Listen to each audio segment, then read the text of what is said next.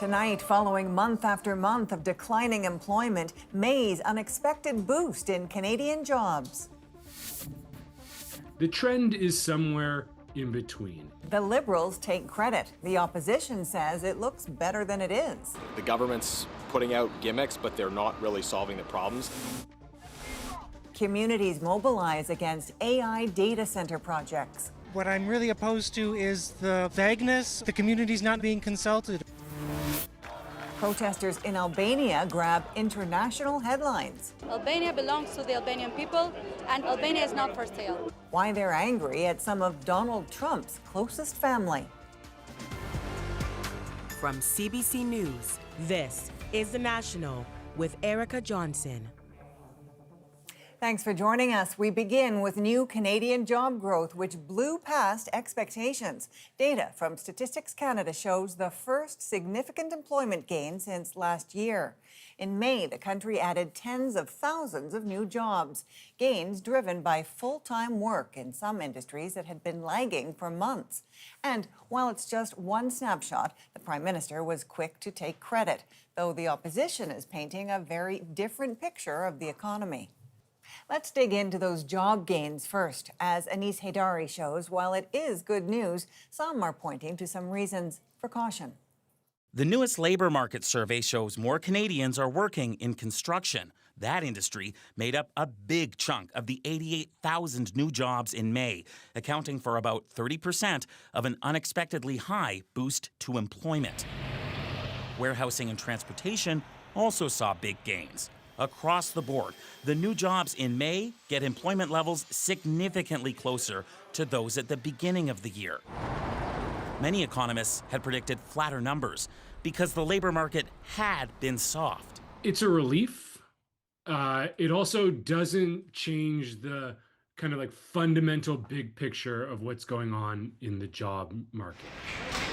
Despite continued pressure from trade tensions, manufacturing jobs went up in May, though still down compared to before U.S. tariffs were imposed. While retail and wholesale jobs saw a big drop, across the economy there is more full-time work. Though these numbers can signal improvement, it is just 1 month. We saw declines in 3 of the first 4 months of 2026, and now we get a nice pop to reverse those earlier declines. The trend is somewhere in between. Some of these economic factors also connected to immigration changes. We're actually seeing negative population growth in the last 2 quarters. So that plays a role in really driving down the overall growth potential of the economy.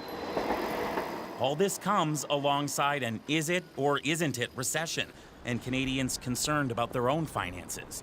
Just last week, Canada's central bankers said they're watching closely. The main concern for both households and businesses is a geopolitical or economic shock that leads to a deep recession and a sharp rise in unemployment. The Bank of Canada's next big decision is on interest rates, and that is in less than a week on June 10th. So, Anis, these job numbers come just a week after other economic data said Canada could be in a recession by some definitions. So how does that factor into all of this? For one thing, these numbers have several economists flat out saying this pushes against the recession narrative, because usually recessions come with job losses. As for what the Bank of Canada will do with interest rates, between inflation, GDP, and jobs data, a single month of good news may not shift things. The expectation is interest rates stay where they are. Erica. Okay, thanks for this. Anis Haidari in Calgary tonight. Those new job numbers came on the same day the federal government was selling its new grocery rebate for low and middle-income Canadians. Money began landing in some bank accounts today. Olivia Stefanovic now on a program the opposition says won't help enough. Hi. The Prime Minister promised a grocery rebate. Now he's selling it. We are laser focused on affordability for Canadians. The one-time GST top-up for low and middle-income Canadians will pay a maximum of $267 for a single individual and up to $717 for a family with 4 children on a day of some encouraging signs for the discouraging economy.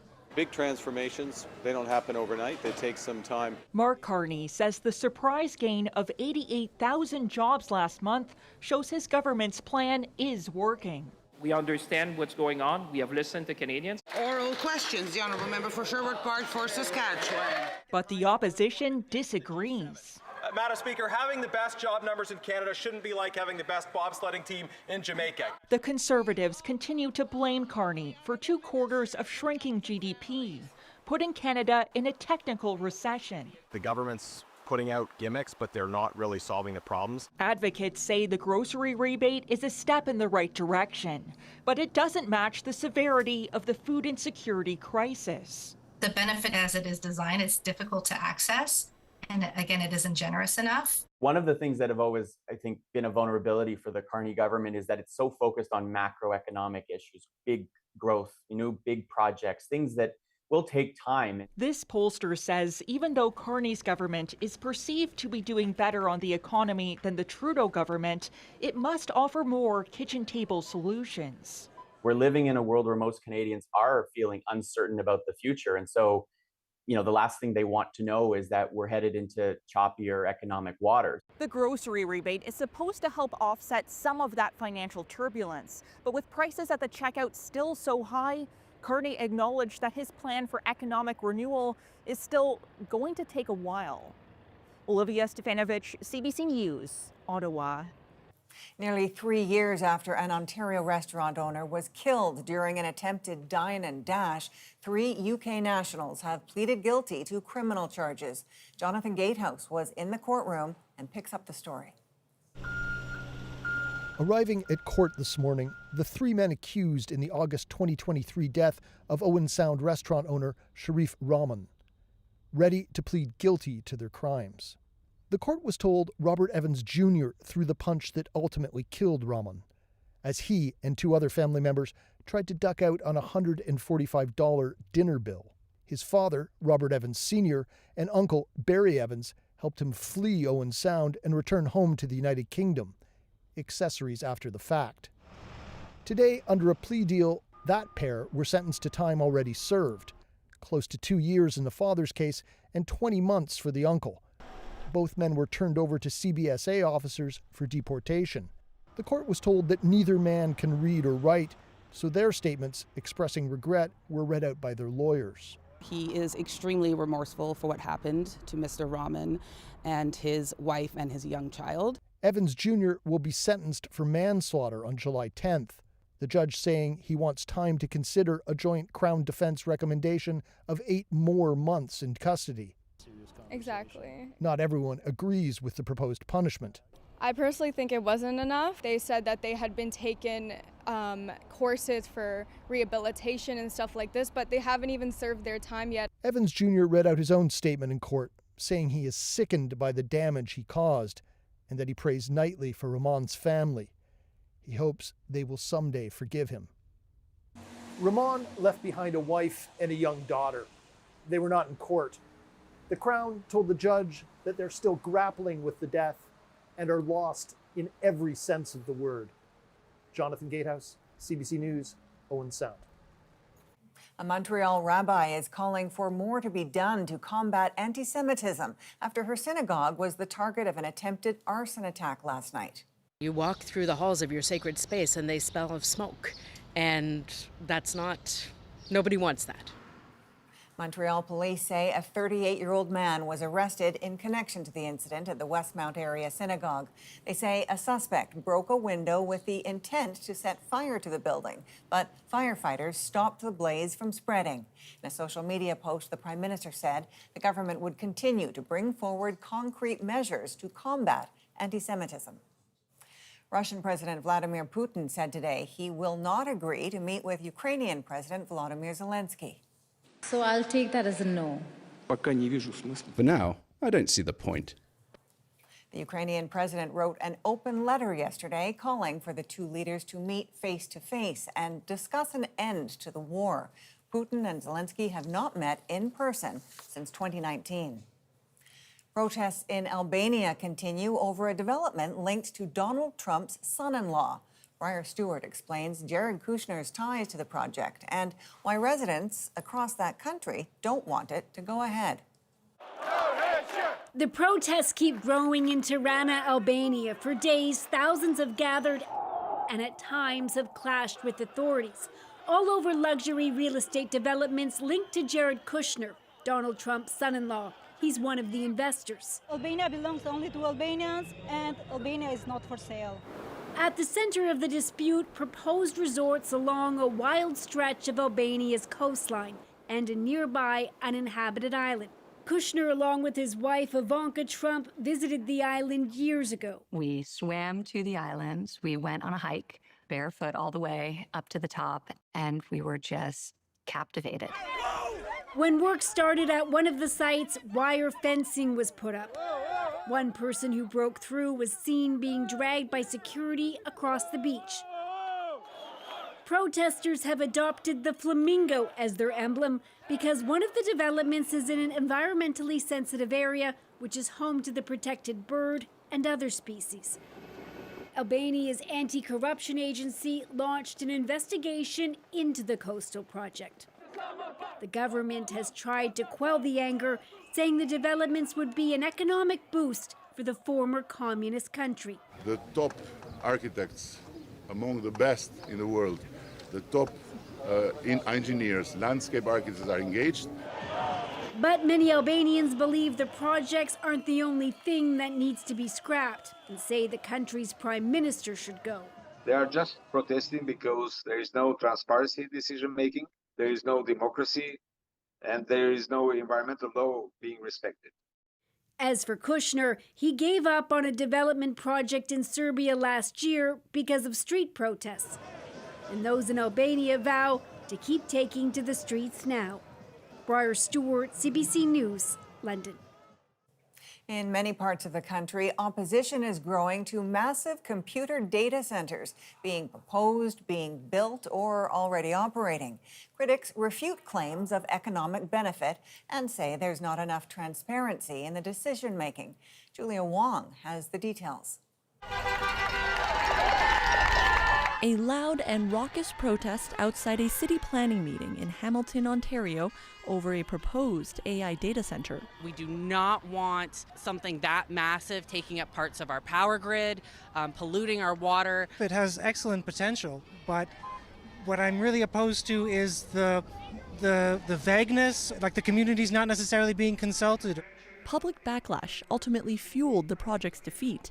It came the same day Manitoba Premier Wab Kinew shot down a massive data center plan near Winnipeg. The very limited economic benefits for this project do not outweigh the serious environmental concerns. The bill is passed. And opposition is growing on both sides of the border. New York State pausing permits for 1 year, while Monterey Park, California overwhelmingly voted to ban them permanently, sending a strong message to lawmakers. They were pretending that was nothing serious, but in reality, they were not upfront of what they wanted to do, and then that basically caused a revolt. Lack of information is often at the root of opposition, say experts. Community members have a feeling of distrust or perhaps betrayal at these deals that are being made that they're not privy to. The governments simply may not have that information that the community is demanding. What I've learned about communities, Laura, is they will always handle the truth. They will always work with you, but they'll never handle a lie. Despite concerns, Canada's newly released AI strategy embraces data centers. So does the Alberta government. It says guardrails are in place and is pushing full steam ahead. This is going to be an approach that helps improve their quality of life and improve their prospects at work as opposed to taking jobs. I think that's a lot of what is at the heart of some of the pushback. Winning public support may take some work. A recent poll shows 68% of Canadians would oppose a large AI data center being built near their home. Julia Wong, CBC News, Edmonton. Sunwing and Westjet Vacations are extending their suspension of travel packages to Cuba indefinitely. The companies say customers with existing bookings will be offered refunds or alternative destinations. The companies didn't say why they're making this decision, but it comes as Cuba grapples with widespread power outages, fuel shortages, and a deepening economic crisis. Canada is temporarily restricting livestock imports from Texas. Officials there have now confirmed a second case of New World screwworm in a calf. The flesh-eating parasite can cause severe damage to animals and, in rare cases, people. The Canadian Food Inspection Agency says there are no cases in Canada and is taking steps to keep it that way. The mayor of an Ontario city is defending her decision to interrupt a teenager during their speech at a Pride event this week. The speaker was criticizing a city councillor's social media post when the mayor stepped in. Jared shows us the moment and the backlash. I have experienced many instances of exclusion and discrimination. 17-year-old Sophie Mills thought their speech at their hometown's Pride flag raising would be a moment of change and acceptance. But at one point, they were cut off by the mayor. Like when Ward 6 Councillor Adam Cooper shared a transphobic meme. He did not apologize, nor was... I'm not going to allow him to continue this disrespect. I was humiliated publicly. Change didn't happen. They went backwards. Yeah, change, they did change, and they went backwards. Sophie's speech referenced this meme posted by Councillor Adam Cooper last year, which was criticized by some members of the 2S LGBTQ+ community, who called it transphobic. The co-founder of a local pride group says the mayor's intervention could have a wider impact. I think that snowball effect could also play out in ways where we don't see the queer community represented as much going forward, or a silencing effect. Mayor Jan Liggett stands by her decision, saying this was not the time to open old wounds, that Councillor Cooper has taken sensitivity training, and the city pre-vetted a different speech from Sophie. Sophie has to take some responsibility by the fact that they did not let staff know that they were going to do a different speech. If they had have done that, then this would never have happened. As for an apology, I think that would be between Sophie and I. For now, Sophie says they're still waiting. Saying something uncomfortable and you get silenced, it's a pretty good indicator that you've hit a spot, that you need to keep pushing at that to see what will happen. And Sophie plans to do just that, saying the interruption has only strengthened their resolve to keep speaking out. Jared and Ivanka, CBC News, Cambridge, Ontario. Astronauts are back on the International Space Station tonight after being instructed to take shelter and possibly evacuate as new air leaks were discovered. I need you to execute procedure, EMER procedure 3.4, Crew Dragon established safe haven. That NASA call was made to 5 astronauts to shelter in a docked spacecraft. Russian cosmonauts attempted repairs on the service module's transfer tunnel. After about 2 hours, the crew returned to the space station. NASA says it has suffered from cracks and leaks for some time. With the World Cup less than a week away, contributions from Quebec are being felt on the pitch. It's something that when I play, it's very nice to represent Quebec. Why soccer is having a big moment in the province. Next. Plus, as Mexico also gets ready to host the World Cup, some big protests are erupting. What's driving the outrage already hitting the streets? And later, 10,000 little pieces and one big tribute. When everybody does their part, all of those little bits can add up to something that's quite impactful. The students who got creative to honor an elder. We're back in 2.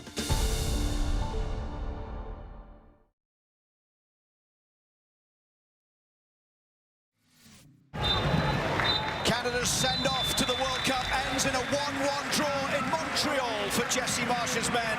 Canada's men's national soccer team on the pitch tonight at Montreal's Olympic Park, wrapping up the final tune-up game before the FIFA World Cup begins next week. Canada and the Republic of Ireland playing to a 1-1 draw. It's fitting that Canada's last pre-tourney friendly took place in Quebec. 6 players on the roster have ties to that province. Sarah Levitt shows why they are examples of Quebec's burgeoning passion for the beautiful game. As Canada's men's national soccer team finishes up its pre-World Cup training in Montreal, a few among them say they're feeling particularly proud. Proud because they're on home soil in Quebec. I'm very happy. This is where I grew up. 22-year-old Nathan Saliba cracked the roster, one of 5 Quebecers to make the team, 6 if you count the Brit with a Montrealer as a father. Saliba says the representation from the province is a testament to the development of the sport here. It shows there's talent in here. It shows we're hardworking people, you know, and it shows how much we can make an impact on the rest of the country. Let's it go! Montreal has been home to MLS team CF Montreal, but in the past year, 2 new professional teams have launched. Roses FC in the Women's Northern Super League and FC Supra in the Men's Canadian Premier League. The beauty of Quebec is there's so many different nationalities. We're very diverse. A lot of the immigrants that come to this province have soccer in their DNA. Among them, midfielder Ismail Kone, who moved to Quebec from Ivory Coast when he was 7. The 23-year-old is set to take part in his 2nd World Cup, having played with the Canadian men's team in 2022. Placentino coached Kone when he was a teenager. He earned everything that he has today is because of himself. We just gave him the chance to believe in himself. But it's not just love of the sport, there's also been investment in programs and infrastructure. Those on Canada's roster benefiting from that. It's something that when I play, I carry with me, and I think all the Quebecers carry with them. So it's very nice to represent Quebec. Now they're getting set to do it on soccer's biggest stage. Sarah Levitt, CBC News, Montreal. The White House announced a new set of tariffs targeting countries it says use forced labor. The goal that they want is to be able to impose tariffs. This is the game that's being played. What's really behind the U.S.'s latest rationale? Plus, we're into the final days of Mary Simon's time as Canada's Governor General. Building a renewed relationship between Indigenous and non-Indigenous people is an important part of our evolution of our country. Her reflections and hopes for the future. The National breaks down the stories shaping our world. Next.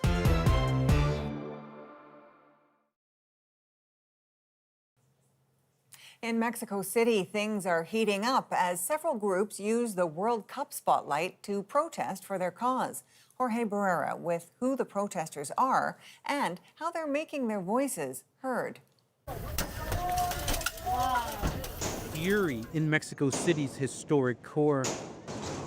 Members of a striking teachers union demanding better pay and pension reform vent frustrations as talks fail. These are the kind of scenes that are threatening to intensify as we get closer to the start of the World Cup here. As different groups aim to use the global spotlight on June 11th's Mexico City FIFA World Cup opening to air their deep and long simmering grievances. The government is putting everything at the disposal of this World Cup of plunder, says teachers union leader Pedro Hernández Morales during the protest this week.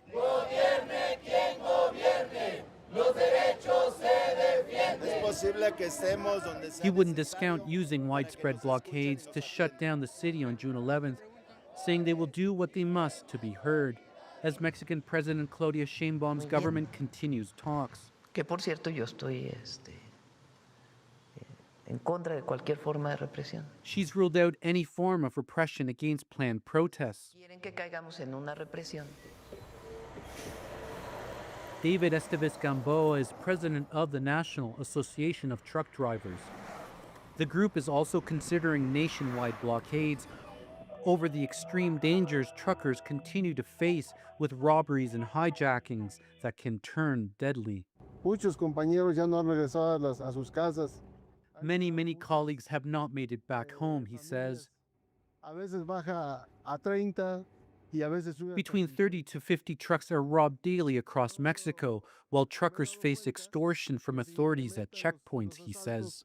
Hemos conjuntado demandas de muchas sectores. He says his association is also backing planned protests from organized groups of family members searching for Mexico's over 130,000 disappeared persons. Through the remote, rugged terrain of Las Cumbres de la Jusco National Park along Mexico City's southern edge, searchers scour for clues, anything to help them find the missing. I'm searching for my husband Ignacio Santiago Perez, who disappeared on June 12, 2020, says Carolina Espinosa Cano. Here in the city, there are more than 7,000 people missing, she says. She says for years, the search for her husband was shuffled between jurisdictions. They put so many resources into the World Cup, but not for the searches, says Espinosa Cano.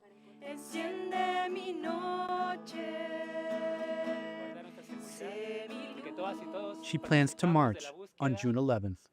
Jorge Barrera, CBC News, Mexico City. In the breakdown tonight, are new U.S. tariffs really about forced labor concerns?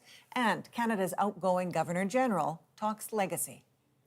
I felt as though I was the champion of reconciliation. At the end of her term, Mary Simon reflects on bridging the divide. I believe that she was instrumental in opening up for us an opportunity to advocate on behalf of my people. But first, this is the game that's being played. The U.S. sticks new tariffs on 60 countries, citing their lax records on forced labor. It's more the trade side of things that has determined the selection. Why Canada was included as a target. Andrew Chang, host of About That, digs below the surface of the newest U.S. tariff policy to examine if the substance is really about something else. What if Trump's tariffs weren't just economic policy, but a moral one? They'd certainly be trickier to argue against, right? Well, this is the question that gets raised when the new justification for Trump's broad-based tariffs is that he's targeting countries who export goods made with forced labor. What do we mean by forced labor? Well, these sorts of scenarios tragically play out all the time all over the world. For example, a desperate migrant worker charged exorbitant recruitment fees for a job opportunity, but they don't have that money, so that's debt worked off, often with debilitating overtime, their movement restricted, passport seized, housing cramped, trapped in a cycle of never-ending work. The U.S. Trade Representative points to universal international consensus that forced labor should not be tolerated. It goes on to cite the United Nations Universal Declaration of Human Rights and calls the elimination of forced labor a moral and economic imperative. So, tariffs. The Trump administration has announced a new set of tariffs, slapping import taxes of 10% or more on many of its closest trading partners. On the surface, this feels like a fairly straight line. You do bad things, we, the US, punish you, hit you with this big economic stick. But is it as it seems? Or does the US have a different play here? The goal that they want is to be able to impose tariffs. This is the game that's being played.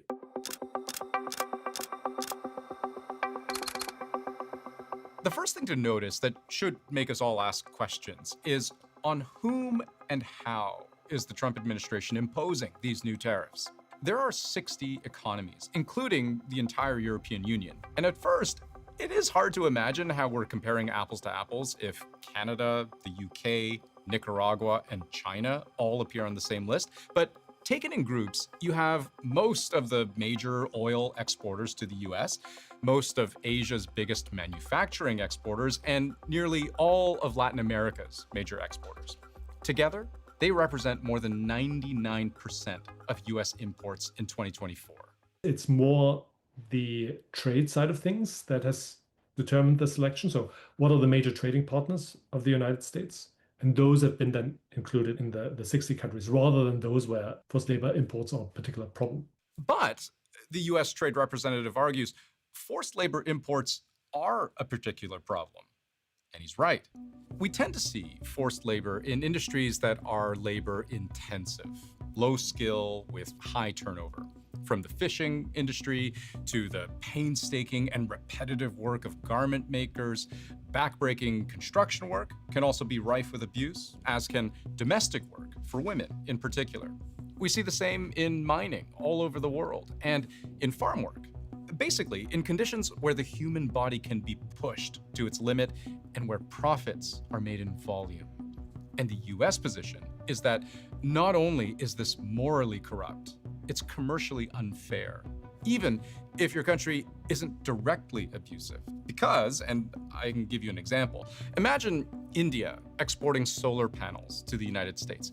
India itself might not rely on forced labor for this work, but maybe it imports from China the solar cells that make up the panel, or it makes those solar cells using imported polysilicon from China.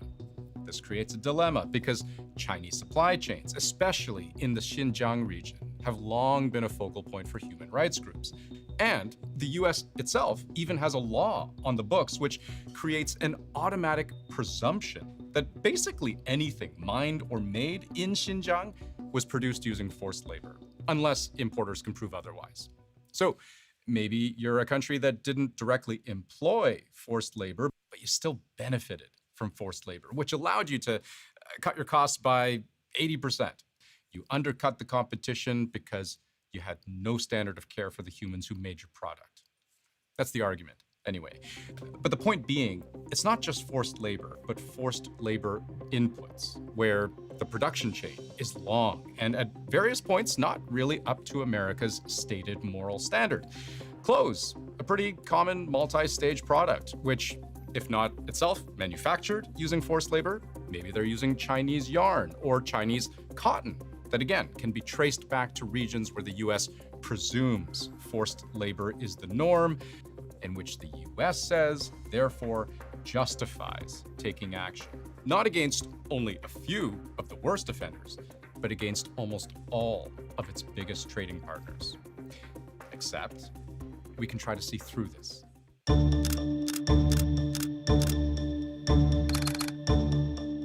The question we're really asking here is this really about forced labor? Or is forced labor just a convenient and compelling reason to do something else? What is the administration actually using this for? They have a habit, and we've seen this repeatedly, of taking legislation that's intended for one thing and using it to do something entirely different. And this is where this term sometimes comes up, stealth tariffs, which means something slightly different in different contexts, but in this case, it's questioning whether the US actually wants any of these countries to do anything about forced labor, or whether it's all just a meaningless pretext. We've seen this with the fentanyl issue. There has been a genuine concern, I think, by the US administration that fentanyl imports are a source of damage, harm done to the American population. Similarly, I think there's a genuine concern around forced labor. That's one side of the equation. That doesn't mean that all this cannot be a pretense for putting in place a legal basis for putting in place across-the-border tariffs. It's absolutely an unconventional approach, but I think that the way the US government would describe it is as a reset of the global trading system. So let's consider the evidence for that. First, that there's very little, if anything, offered in the American plan here that constructively helps solve the problem of forced labor. There's no forced labor task force, no benchmarks, no best practices, no eagerness to engage the wider community on a multilateral level. Or, I don't know, if tariffs are really the way to go, why not tariff the specific products you believe are made with forced labor? Or the specific companies that use forced labor, as opposed to slapping tariffs on basically every single country that exports any appreciable amount of stuff to the United States. Second, and on the other hand, for such an apparently principled stand, you'd think there'd be a slightly shorter list of exemptions. Like, I'm reading this 93-page memo from the US Trade Representative, where his office writes about the imposition of ad valorem duties, tariffs, on all products of the 60 economies subject to investigations, except as provided in Annex A. And I'm thinking, okay, there's some carve-outs, except Annex A is 76 pages long and includes everything from orange juice to airplanes. And when I read the list, I see things that fit into two broad categories. Either they're things the US needs and can't easily replace, like crude oil or critical minerals or industrial chemicals, or things the US doesn't want to become even more expensive than they already are, like coffee or beef or certain fruits and vegetables, because that might become a political problem. Basic basket goods that are affecting some of the affordability conversation. That's probably a significant component of the basis of what ended up in that Annex A of these exceptions and exclusions. So, at the very least, we have an administration cracking down, but in a way that doesn't exactly scream, this is about human rights. Which is fair. I actually think the US has been fairly transparent about saying this is chiefly an economic issue. The failure of our most important trading partners to address the importation of goods made with forced labor is unacceptable. This creates a dynamic where American workers are forced to compete globally on an unlevel playing field. But this is not new, and it's certainly not something the US itself isn't also a part of. Let's be blunt. If the issue is forced labor, prison labor, then the US talking about other countries is worse than the pot calling the kettle black. The US has one of the highest uses of prison labor, which is forced labor, globally. What most experts seem to agree on is that imposing tariffs against virtually all of America's major trading partners is not a good faith attempt to solve the issue of forced labor. It is rather a reaction to one of the greatest setbacks Trump has faced in his second term. The U.S. Supreme Court has struck down most of Donald Trump's tariffs on global trading partners. Trump lacked the authority under an emergency powers law to impose the levies. If you were to name just one policy point that means more to Trump than any other, I think it would be tariffs. When he was stunned back in February by a Supreme Court decision that ruled many of his emergency tariffs illegal, forcing his government to begin a process of paying back a big chunk of that tariff money it collected, the Trump administration very quickly, almost immediately, imposed another 10% across-the-board tariff, but using a completely different legal mechanism, Section 122 of the Trade Act of 1974. But this was, again, back in February, and only valid for 5 months, which, if you do some counting on the calendar, lands you with a deadline of somewhere in July, where Trump needed to come up with yet another legal pathway to ensure his global tariffs stayed right where they are. The Americans are searching for a new way to implement those tariffs, and they're going through their bag of remaining presidential tariff authorities to figure out how we're going to get tariffs. It's my understanding that the investigation has targeted 60 countries. So all of these 60 that have been investigated are guilty, which already tells you something, because it was a predetermined outcome. Where I'll admit this all gets a bit murky is that there's no single clear black and white way to look at this. Forced labor is a global problem. Even a country like Canada is guilty of at least benefiting from a system that exploits millions of people around the world. So Trump's new legal pathway to reimposing tariffs that were struck down as illegal is more of a question of motivation than fact.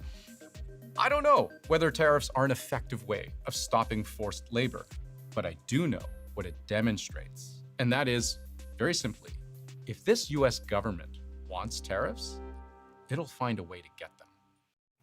Now, those tariffs Andrew spoke about won't take effect immediately. Public hearings are expected to begin next month. Coming up, Mary Simon gives her account on the country's work toward reconciliation ahead of her Rideau Hall exit. As Canadians, we have moved forward on our relationship and the building of our country. Her work to help bridge the gap from the past to Canada's shared future. Next.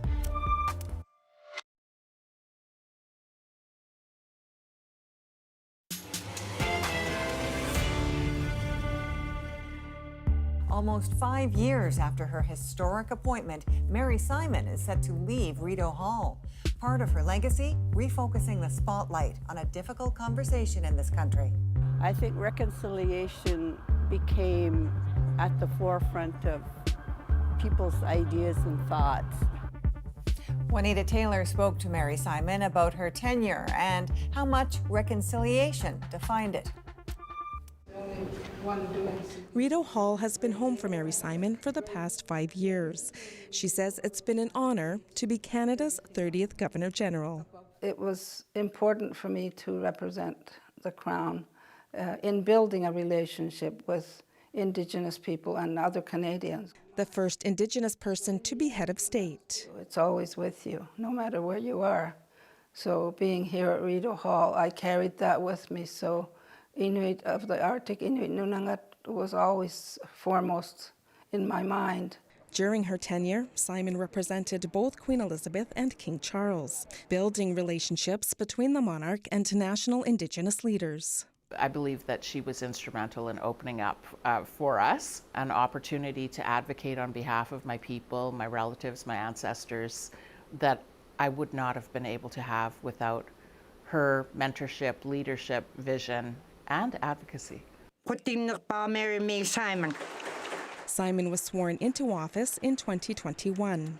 My view is that reconciliation is a way of life and requires work every day. Promising to advocate for mental health, work against climate change, and toward reconciliation. I felt building a renewed relationship between Indigenous and non-Indigenous people is an important part of our evolution of our country. Simon's theme of reconciliation made Inuit feel they have a rightful place in the country, says Nunavut Senator. I think reconciliation became at the forefront of people's ideas and thoughts as they deal with how to move from where we were, the past, and look at Canada as being a place of opportunity for everyone. As Simon's successor prepares to take the reins on June 8th, she'll be leaving Rideau Hall with a sense of accomplishment. As Canadians, we have moved forward on our relationship and the building of our country. Simon's advocacy work will continue. Her legacy as Canada's first Indigenous Governor-General will be a project establishing mental health support in Indigenous communities. Juanita Taylor, CBC News, Ottawa. And you can join Chief Political Correspondent Rosemary Barton for special coverage of the swearing-in ceremony of Canada's next Governor-General, Louise Arbour. That's on Monday at 9 a.m. Eastern Time. Coming up, students piece together a massive mosaic to honor a residential school survivor. When everybody does their part, all of those little bits can add up to something that's quite impactful. Their piece of art and how they put it together. Next, in our moment.